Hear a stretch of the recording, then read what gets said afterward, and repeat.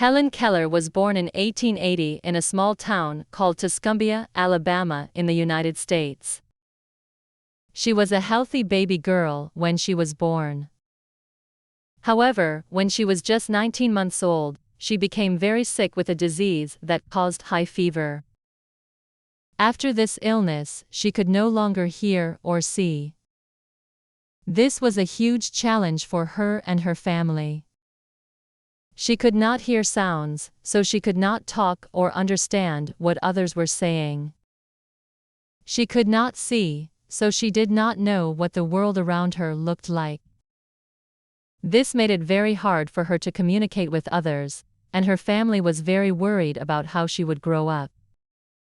Helen's parents did not know how to help her, but they knew they had to find a way for her to learn and grow. They heard about a teacher named Anne Sullivan, who had been a student at a school for the blind. Anne was very young at the time, but she had already learned to read and write, and she was a strong and determined woman. Helen's parents invited Anne Sullivan to come to their home and help Helen. Anne arrived in March 1887, when Helen was 7 years old. At first, Helen did not understand what Anne was doing. She could not hear Anne's voice, and she could not see Anne's hands. Anne decided to use a special method to teach Helen. This method was called finger spelling. Anne would spell out letters by touching Helen's hand with her fingers. The letters of the alphabet were spelled out one by one on Helen's hand. It was very slow at first, but Anne kept working with Helen every day. Helen was curious, but she did not understand what the letters meant. She was confused, and at first, she did not know how this would help her understand the world around her. Anne was very patient and kind, but she was also firm. She did not give up, and she continued to teach Helen using the finger spelling method. Then, one day, something amazing happened. Anne took Helen outside to a water pump. As water poured from the pump, Anne began to spell the word water on Helen's hand. Suddenly, Helen understood. She realized that the letters on her hand meant the water she was feeling. This moment was a huge turning point in Helen's life. For the first time, she understood that the letters were symbols for things in the world, and this helped her begin to connect words with meaning. From that moment on, Helen worked even harder to learn more. She was excited and motivated to understand more words. She started learning quickly, and she became very good at reading and writing. She learned how to read books using Braille, which is a system of raised dots that people who are blind can read with their fingers. She also learned how to write in Braille. Even though it was difficult for Helen to learn, she never gave up. She wanted to understand everything she could, and she worked tirelessly to do so. Helen was not only learning how to read and write, but she was also learning how to communicate with others. As she grew older, she became more and more determined to speak. She learned to make sounds with her mouth, even though she could not hear them.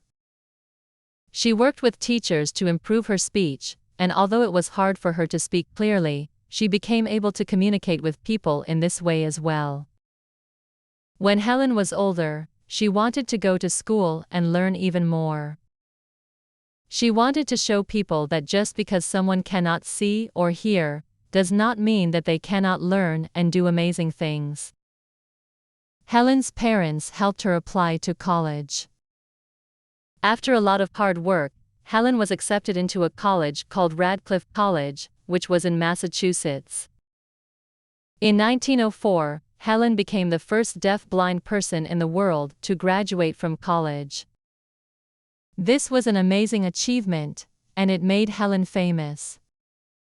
She had worked very hard, and her success proved that anyone can achieve great things if they put in the effort and never give up.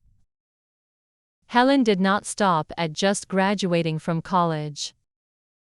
She wanted to do more to help others who were blind or deaf. She traveled the world, speaking to groups of people about her life and the importance of education. She gave speeches to encourage people with disabilities to believe in themselves and to show the world what they could do. She also worked with organizations that helped people with disabilities, raising money and awareness to improve the lives of those who faced similar challenges. Helen was a very busy woman. She continued to write books and articles about her life and her experiences. One of her most famous books is called The Story of My Life. In this book, she tells the story of her childhood, the struggles she faced, and how she overcame them with the help of Sullivan. She also wrote about her thoughts on the importance of education and the power of determination. This book became very popular and inspired many people all over the world. Throughout her life, Helen Keller showed the world that people with disabilities could do incredible things. She proved that having a disability does not mean a person cannot live a full and successful life. Helen became a symbol of strength and courage. She showed people that no matter what challenges we face, we can find a way to succeed. She taught everyone that we should never give up, no matter how difficult things may seem. Helen Keller also worked for social change. She was an active supporter of many causes. She worked with organizations that fought for the rights of women, workers, and people with disabilities. She was very interested in politics and supported leaders who worked for peace and equality. She believed that everyone should be treated equally, no matter who they were or where they came from. In her later years, Helen continued to work hard to help others. She never stopped giving speeches, writing books, or fighting for the rights of people with disabilities. Even when she became older and faced more health problems, she continued to inspire and encourage others. Her life was a testament to the power of hard work, perseverance, and hope. Helen Keller passed away in 1968 at the age of 87. Her death was a sad moment, but her legacy continues to live on. Today, she is remembered as one of the most inspiring people in history. Her life has shown that, no matter what challenges we face, we can always find a way to succeed if we work hard and never give up. Helen Keller's story continues to inspire people all over the world. She is a symbol of hope and determination.